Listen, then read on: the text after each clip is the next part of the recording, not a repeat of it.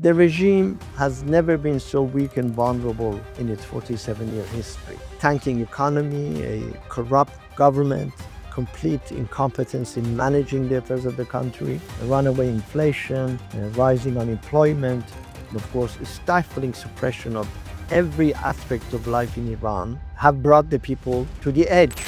The Iranian people have never been so determined, so resolute to bring this regime down. The mullahs have no answer for them.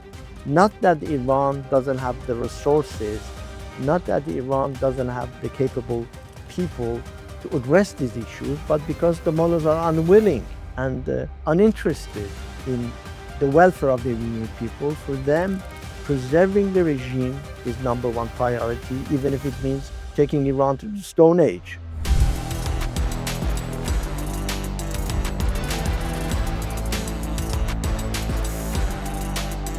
Hello, welcome back to the Brendan O'Neill Show with me, Brendan O'Neill, and my special guest today, Ali Safavi. Ali, welcome to the show.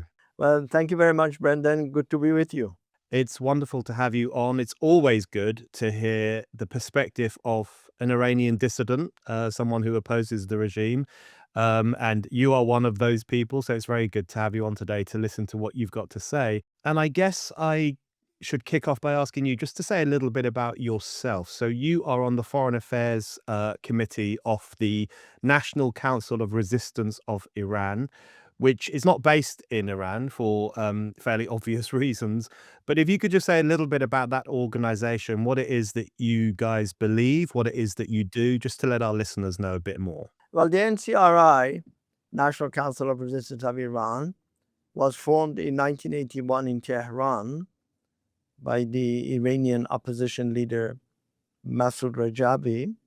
And then because of the reign of terror that the regime in Tehran, Khamenei, unleashed after the suppression of a 500,000 strong peaceful demonstration of the MEK supporters in Tehran on June 20th, 1981, the NCRI, of course, and its leadership, its members had to leave Iran, and basically it reorganized in Paris, where it has been since July of 1981. The NCRI is a coalition of 5 different political organizations from all across the Iranian political spectrum, save for the monarchists, of course. And it has also distinguished intellectuals, former political activists within Iran. 52% of its membership are women. It has 25 committees, which act as, if you will, shadow ministries, working every day to work on plans for the future after the post-theocracy Iran. It is committed to a democratic, secular, non-nuclear republic. It calls for the freedom of expression, freedom of assembly, complete gender equality, autonomy for Iranian ethnic minorities, equality for religious minorities. It's opposed to the mullahs Sharia law. It is opposed to the death penalty. It has called for the disbandment of the IRGC, the Revolutionary Guards. It, of course, led the campaign against Iran's nuclear weapons program by exposing it back in 2002. And of course, it believes in peaceful coexistence with the rest of the world. And of course, I am honored to be a part of the NCRI since 1992, having studied UCLA in the early 70s for my BA in sociology, and later working on my PhD at the University of Michigan. Very useful introduction there. And I wanted to ask you about the regime's attitude towards the NCRI, because your organization is sometimes referred to as Iran's parliament in exile. And you just said there you have these bodies that act almost like shadow ministries, shadow cabinets that kind of plan a more positive, liberal, free future for Iran after the theocracy falls, which is something we're all hoping will happen at some point. What is the regime's attitude towards you guys? Does it take you seriously? Does it threaten you? What's that relationship like with Tehran itself, I guess? That's an excellent question. Actually, the NCRI considers our movement, the regime, I'm sorry, considers our movement as an existential threat, to a point where 100 members of the 100,000 members of the Mujahideen Khalq MEK or PMOI, depending on which acronym you want to use, have been executed over the past 47 years. One of them, by the way, happens to be my older brother, Hussein, an American educated aerospace engineer. And some 30,000 of them were massacred during the 1988 mass killings that was carried out based upon a fatwa, a religious decree by Khamenei, because he said the MEK claim to be Muslim, but they are in actuality hypocrites, and so their blood must be shed. And of course, it has also engaged in many terrorist attacks against our movements outside Iran. They, for example, plotted to bomb the annual summit that the NCRI holds in France every year in 2018. An Iranian senior diplomat, so-called, who was actually the head of the Iranian intelligence station chief in Europe. He was based in Vienna, took 500 grams of TATP, the highly explosive material, from Tehran aboard an Austrian airline commercial jet to Vienna, and then traveled 1,000 kilometers to Luxembourg to hand it over to two terrorists to bring the bomb to the summit and blow the summit up. And of course, in that summit, there were hundreds of foreign dignitaries from the UK, from the US, from France, Italy, Germany, all over. If that were not enough, they also plotted to bomb MEK's New Year gathering in March of that year, 2018, in Albania, a truck bomb. Fortunately, the Albanian police discovered and neutralized that. And there also, there were some foreign dignitaries, including the Deputy Chief of Mission of the United States in Albania. And of course, add to that the assassination of several of our representatives in Europe in 1990. Our representative in Switzerland was killed by 13 agents sent from Tehran. Our representative in Rome in 1993. Our representative in Istanbul in 1992. Our representative for the refugees, Iranian refugees, in 1996 in Istanbul. And the list goes on and on and on. And so the mullahs would do everything in their power to eliminate us. And of course, their attempts to physically destroy the NCRI and MEK, having been unsuccessful, they have also engaged in a massive multi-million-dollar disinformation campaign, propaganda campaign against us in Western capitals, with these wide allegations you may have heard about, that the NCRI or the MEK is a cult, and it abuses its members. It has absolutely zero support in Iran. And to buttress those kind of allegations and make people believe it, that they have produced hundreds of feature films, long-running TV serials, hundreds of books, tens of thousands of articles, and of course they have their agents outside Iran who write about this and propagate this. And unfortunately, in some countries, given that the policy has been, at least up to now, one of engaging with the regime and appeasing it, some governments have parroted that kind of those kinds of allegations. Of course, I'm reminded of what Mahatma Gandhi, the leader of the world's greatest democracy, said once that no lie becomes truth by way of multiple propagation. And so I think now more and more people are coming to realize what the reality of this regime is, given that it is directly threatening not only the people of Iran, but also the people of the region. And of course, now its missiles, we found out, have the reach to hit southern Europe and even France, where I'm based right now. Yeah, it's a very useful reminder. The experience of your organization and your colleagues is a useful reminder, as you say, that the Islamic Republic doesn't only visit terror on the region and, of course, on its own population, but also overseas around the world. It poses that kind of global threat. Um, okay, I want to ask you about what's happening now, what's happening in Iran and the war, which seems to be going up and down. It's sometimes hard to read, hard to predict how things will play out. What's your reading of it at the moment? I mean, do you think it's going well? I don't know if that's an appropriate question or not, but do you think it's something that might be promising for people who want to see a free Iran in the future? Maybe stepping back a bit, the regime has never been so weak and vulnerable in its 47-year history.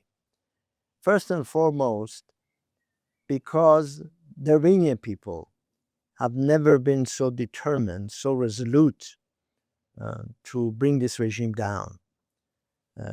You have seen, as I have, no fewer than 5 major nationwide uprisings in Iran since 2017, and of course the latest in January 2026, which the regime suppressed only through slaughtering thousands of people, by some accounts 3,000, by some accounts 7,000, by some accounts even more. But of course, the very crises, the very problems that precipitated this uprising, as well as the ones before it, i.e., a tanking economy, a corrupt government, complete incompetence in managing the affairs of the country, runaway inflation, rising unemployment, and of course, a stifling suppression of every aspect of life in Iran, have brought the people to the edge. And quite frankly, with the devastating blows that the regime received during the 40 days of war, with its leadership eliminated, the top brass of the IRGC gone, whatever happens, these issues will only exacerbate and aggravate. And as has been the case in the past 47 years, the mullahs have no answers for them.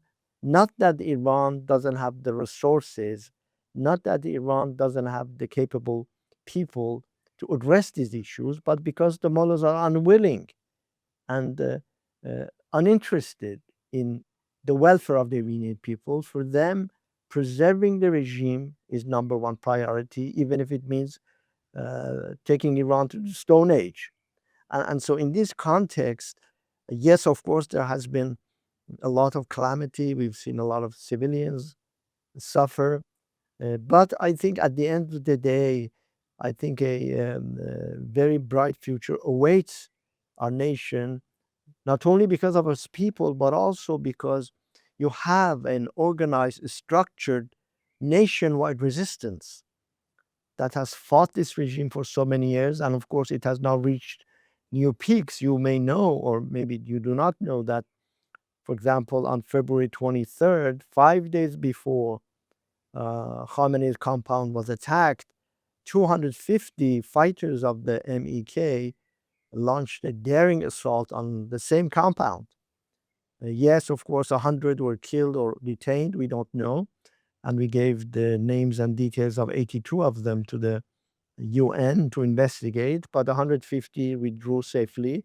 And MEK's resistance units, who are largely comprised of young men and women, some of them even Gen Z, have been active in virtually every province of Iran. They carried out some 4,099 operations against the IRGC, the paramilitary Basij, and other government centers and agencies. And they also carried out, during just the 3-week January uprising, 630 various operations to protect the citizens. And so when you combine this combat-ready, battle-tested force within Iran itself, and the people of Iran, and of course a recognized alternative in the NCRI, which by the way declared a provisional government a few hours after Khamenei was killed on February 28th, you have all the elements on the ground, because I'm sure now many in the West have come to the realization that air war will not overthrow this regime.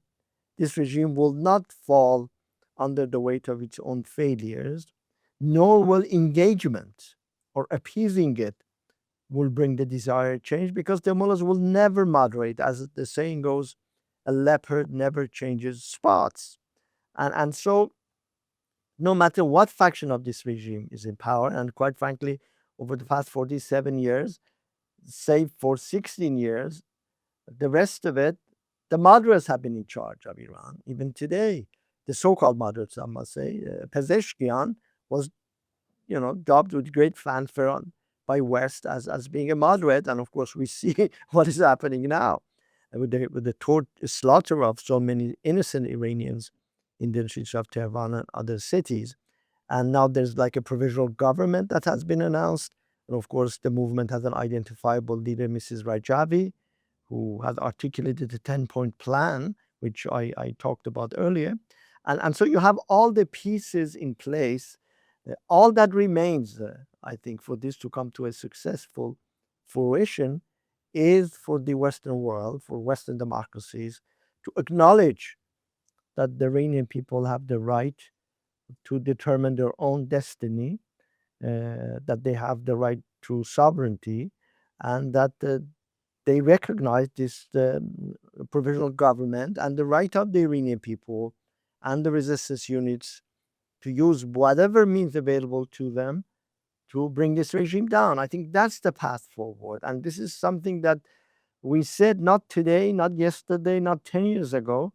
Mrs. Rajabi said so exactly some 24 years ago at the European Parliament, that the world need not confine itself, need not imprison itself between two options, either war or appeasement. This is the regime narrative. There is a third option, and that option is to invest in the people of Iran and in the democratic opposition. I would submit that this has been the missing link, the missing piece of the puzzle of the Iranian crisis. And once this is addressed, I think a lot of good things are going to happen. Of course, we are in a very, as you say, turbulent time and lots of uncertainty. But one thing is for certain, we are very clear-eyed, we are very determined to carry this fight to its successful end. I sometimes use this football expression, American football expression. We are just in the red zone, and maybe 10 or 15 yards remain for us to get to the end zone. And that's going to happen because you have the people on the ground who are willing to pay the price. And I'm not just engaging in rhetoric. Just this past week, 6 members of the resistance units, ranging in age from 33 to 67, were executed by the Iranian regime. One of them, Vahid Bani Amerian, was an elite electrical engineer, taught English, was a swimming champion, and he was the commander of those 6-member unit. Unfortunately, he was executed along with his colleagues, and there were 7 other Gen Z young Iranians, one of them only 18, were executed for taking part in the January protests. So you have Iranians ready, willing to fight and die for the nation. What they need is Western support, and by that I don't mean boots on the ground, nor do we mean using taxpayers' money, but lending the political support that has been missing in Western policy vis-a-vis the Iranian people and the opposition. Yeah, I think lots of people will agree with you that, the fundamental transformation of Iran will come from the resistance of the people who live there. And the more support we can give them morally and politically, the better. Um, you mentioned that you declared you, not you individually, but you and your allies and your friends declared a provisional government following the killing of the Ayatollah in February. Um, I did want to ask you about his killing and the impact you think that might have had inside Iran. I mean, it had a global impact. I was in a pub that evening in London, and even in the pub there was this ripple of people looking at their phones and just being really surprised and taken aback by this historic event, a genuinely historic event, globally, as well as obviously in relation to Iran's future. What did you feel when that happened, and what impact do you think it might have had inside Iran? I guess both for resistance elements within Iran, but also, I guess, for supporters of the regime too. What kind of impact do you think that will have had? Well, I guess I can say, first of all, that when I heard that news, I had a sense that we wish that the resistance forces within Iran had gotten to him on February 23rd, because he deserved to be brought to justice at the hands of the Iranian people for the multitude of crimes that he committed, the least of which was the massacre of 50,000 uh, innocent prisoners back in 1988, and of course, looting and fleecing the country of its resources. But that said, clearly, the elimination of uh, Khamenei has dealt an irreparable blow to the regime from which it cannot recover. Certainly, his son, who was appointed as the successor, basically making the regime, if you will, a hereditary theocracy, uh, will not uh, resolve the crisis of survival that the regime is suffering from. Uh, and of course, the elimination of the top brass of the IRGC, some of the first generation of the regime leaders like Larijani and Kharrazi, the foreign minister, Ali Shamkhani, the Supreme National Security Advisor, and many, many others, I think have rendered this regime devoid of any future, because I do not believe those who have remained and survived can pick up the pieces. And so, to the extent that we and the resistance within Iran steps up its activities, and to the extent that the Western world finally comes to term that this regime must go, I think the combination of these two will lead to an outcome that not only the Iranian people are longing for, but the rest of the world is hoping for. Obviously, this remains to be a very complex and complicated undertaking. Naturally, require further sacrifice on the part of the Iranian people and the resistance. But we've come a long way in the past 47 years, and I think that the smoke has cleared in many fronts when it comes to the nature of this regime, its intentions regarding its own people, regarding the people of the region and elsewhere.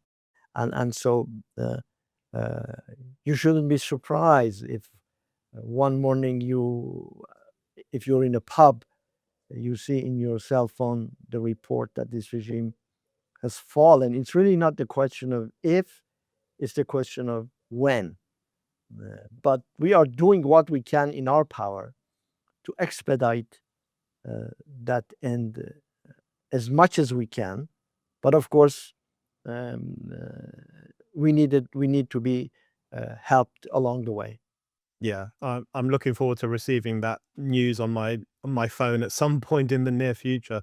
Um, if I may, I wanted to ask you about, I guess, the caliber of Western leaders right now in relation to what's happening in Iran. You've already touched on the need for Western leaders, Western governments, European governments to offer more solidarity to Iranians who are fighting for freedom. We don't always see that. It's not always as vocal as we might like it to be. But I wanted to ask you about I guess we could start with Donald Trump, because one thing that people have said, I'm sure you all have heard this yourself. I've heard it from lots of people, including Iranian friends of mine, who will say that, they're pleased that the regime has taken such a heavy blow. And as you said earlier, it's been quite catastrophically weakened by the events of the past few weeks. But they will also say that Donald Trump might not necessarily be the best person to lead this kind of endeavor, because he's unpredictable. He can be a bit of a live wire. He posted on Truth Social about destroying a civilization. We laugh now because we know it wasn't true, but it did cause huge ripples around the world and lots of condemnation of Trump.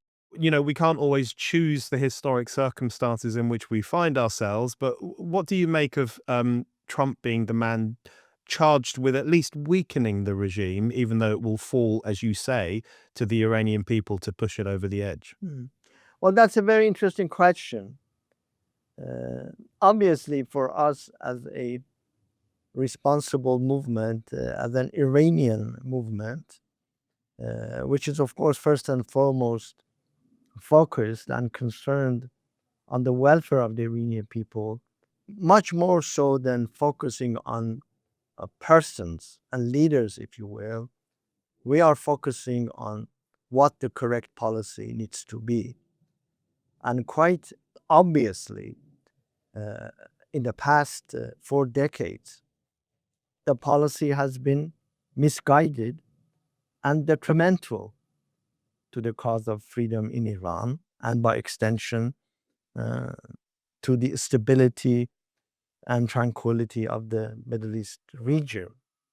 I have lived in the United States for some 55 years, since I went to the US in 1971.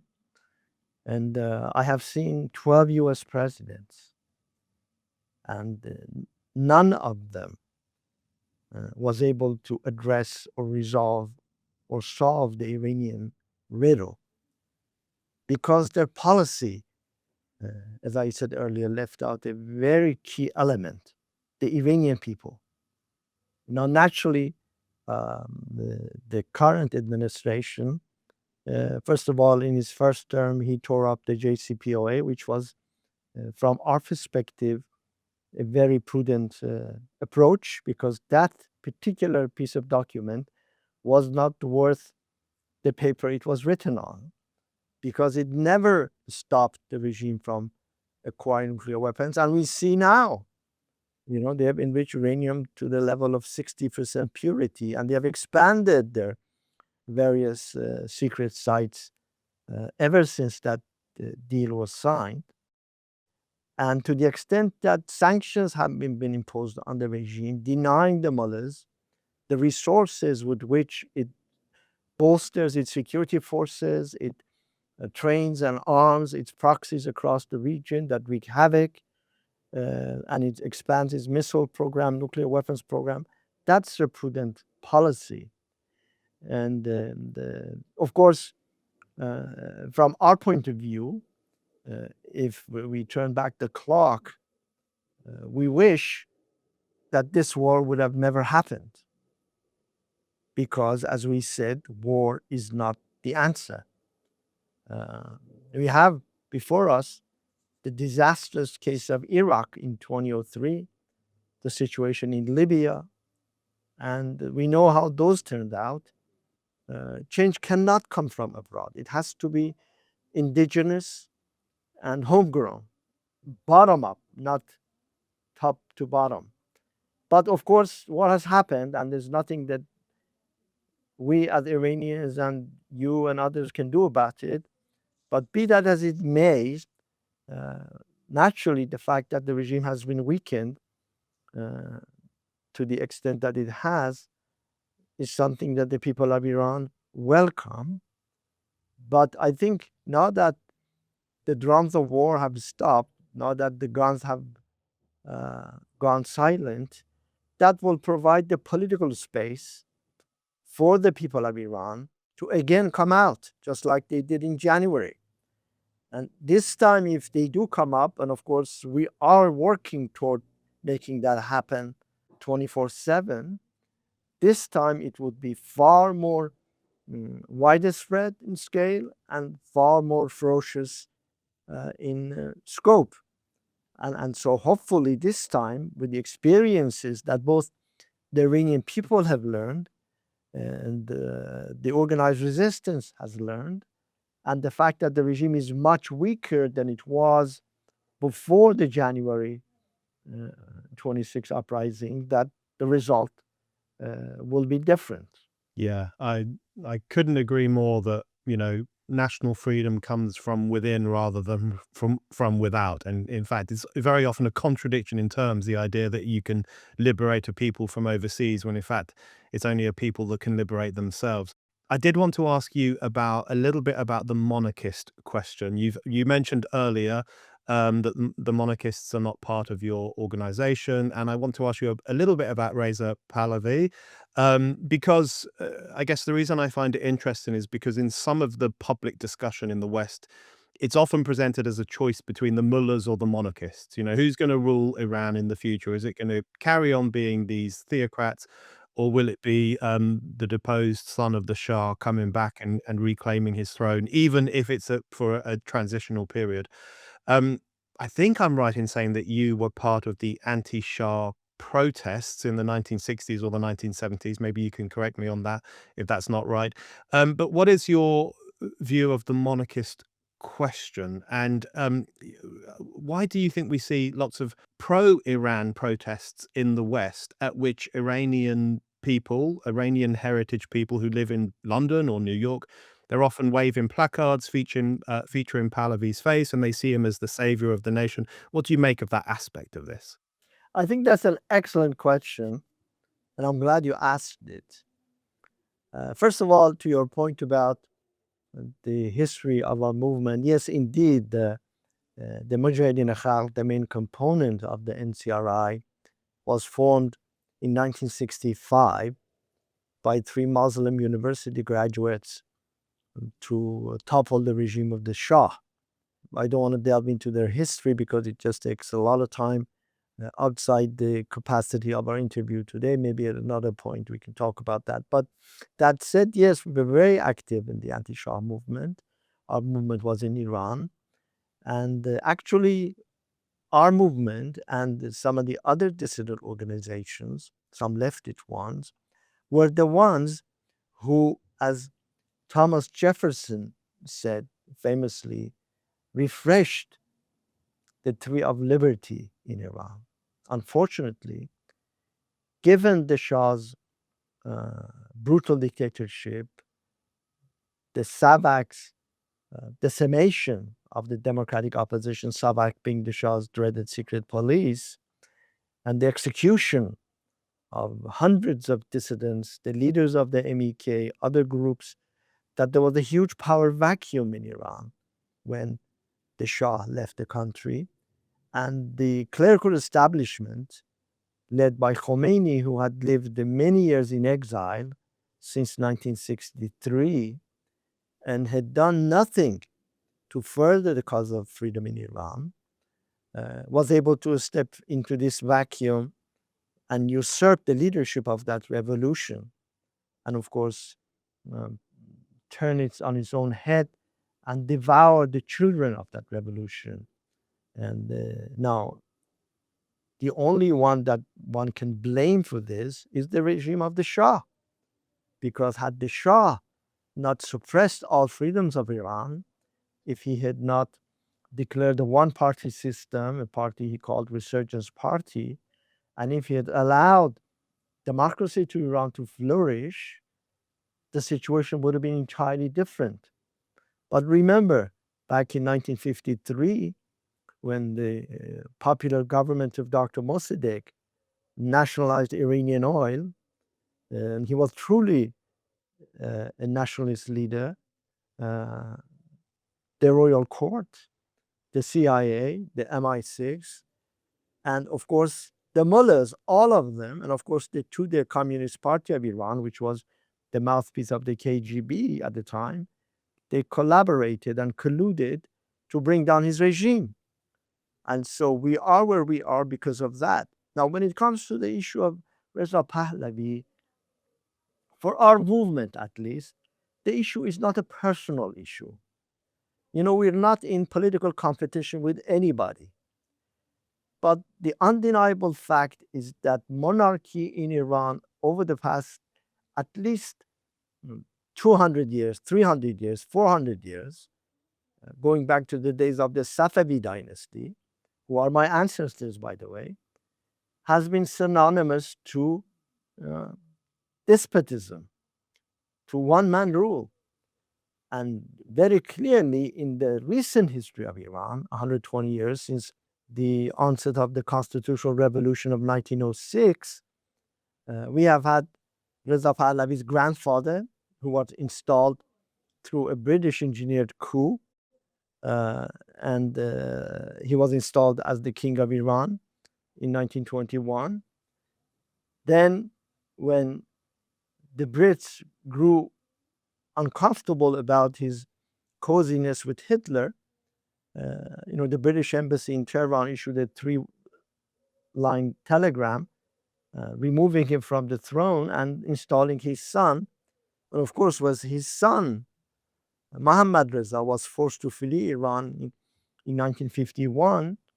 The CIA, as I explained, and others conspired to topple Mossadegh and bring the Shah back. And of course, we saw what happened after he came to power. So monarchy in Iran has always represented despotism, and one must not mistake like what there is in the United Kingdom or in some Nordic countries with monarchs being a symbolic figure, with what happens in Iran or in the Middle East as a whole. The answer to the problems in Iran is a government that is representative of its own people. So that is our, if you will, the perspective from 30,000 feet above. That said, when it comes to Reza Pahlavi, he has openly said that he is opposed to the rights of Iranian ethnic minorities, which comprise somewhere between 35 to 40% of Iranian population. He has said so recently. He calls them separatists. And he, as part of his strategy, has repeatedly called on working with the IRGC and with the Iranian regime's military forces, who are now the instruments of suppression in Iran. He is on record as saying, yes, he's in communication with the IRGC top brass. And of course, he claimed back in June of 2025 to have been able to recruit 50,000 members of Iran's security forces and IRGC via a QR code to his ranks. They were nowhere to be found during the January 2026 uprising. And you saw what the regime did, slaughter the unarmed protesters. And beyond that, his supporters all over the world, in the UK, in Germany, in France, in Belgium, elsewhere, are bullying other opposition forces, opposition groups, even going to stores, Iranian stores in London, in elsewhere, telling them you either put up the picture of the Shah and put up the sign, long live the Shah, or we're gonna destroy your business, and having complaints filed against them. And so while he says, yes, I'm only interested in transition, as he said 2 days ago in Sweden or yesterday in Sweden, his roadmap for the future of Iran, if you read it, it's neo-fascism. It arrogates the judicial, the legislature, and the executive power in the hands of one man. Who is that one man? Reza Pahlavi. And he says, we will be in power for 36 months with the provision of even extending it more. There's no a statement at all about holding free and fair election, like what Mrs. Rajavi has said with respect to the NCRI's provisional government, that it will be in power only for 6 months, within which it will hold free and fair elections to elect a constituent assembly that will draft the future constitution of the republic. So I think you asked a very interesting question at the outset. You said that it seems that the choice appears as though to be between monarchy and the theocracy. That's exactly the choice that Khomeini gave to the people of Iran when he had that famous referendum. I remember it very well. I was in San Diego at the time, and I had gone there to help organize some folks to come and vote. But what was the choice? You either accept the so-called Islamic Republic or you choose monarchy. And of course, people chose the Islamic Republic, not knowing what Khomeini really meant, because he made a lot of rosy promises while he was in Neaufle-le-Château, southeast of where I am right now in Paris. But of course, he did not deliver on those promises. Now, the people of Iran are not going to be faced with the same choice. Absolutely not. They have experienced 47 years of religious fascism and 53, 54 years of monarchic dictatorship. They are not looking to the past. They are not looking to the present. They are looking to the future. And I think now the Iranian people, as much as they were united in rejecting monarchy back in 1979, but had no idea as to what they wanted in its place, now they are very clear-eyed as to what they want, which is why one of the most prevalent slogans during the protests of 2026, protests of 2022, protests of 2019 was down with the oppressor, whether the Shah or the leader.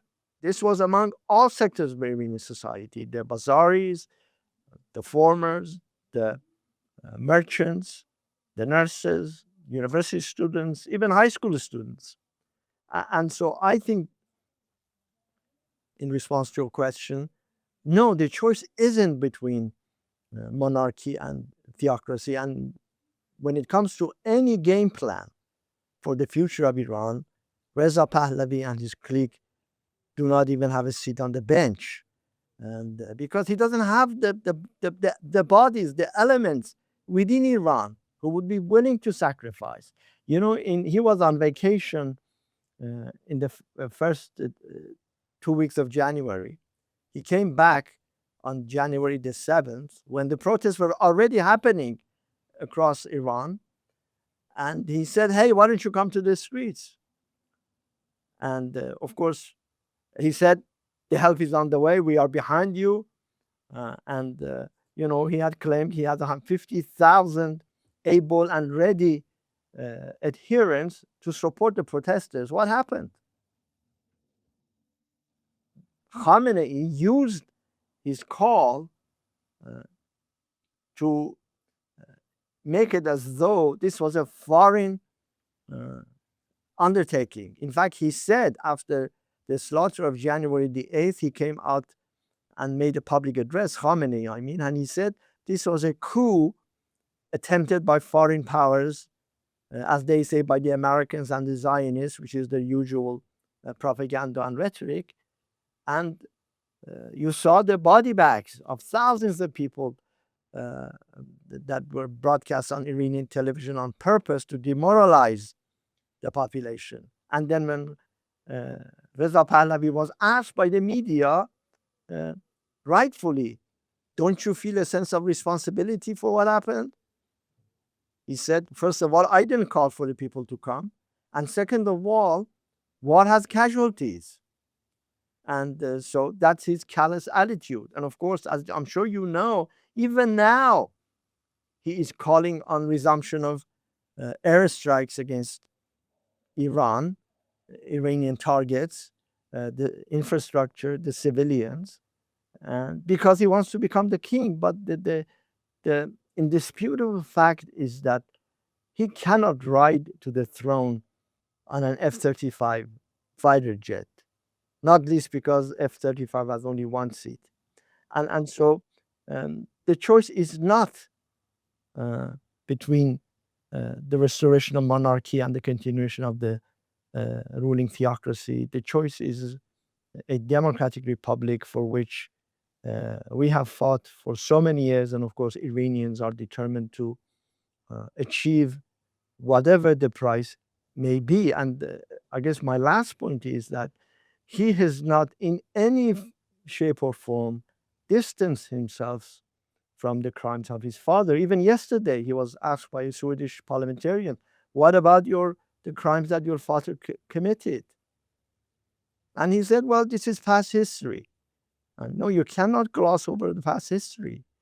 I mean, this dark chapter in the history of Iran is there in the minds and conscience of the Iranian people, and those who perpetrated those crimes must be held to account. Any genuine reformer must distance themselves, must condemn the practices of the dictators who were in charge before them. And so in this sense, no, he is not at all an option. And he's even said, if change comes, why should I go back to Iran? He was asked by a podcaster. He said, I've lived all my life here. My family is here. My friends are here. Why would I want to go back? And so I think he has as much chance of returning to Iran or monarchy as does Marie Antoinette coming back to France. History will not repeat itself. And the people of Iran, and of course our movement, are prepared and determined to lead Iran to a democratic, prosperous future, not any semblance of past tyrannies. Ali, thank you very much.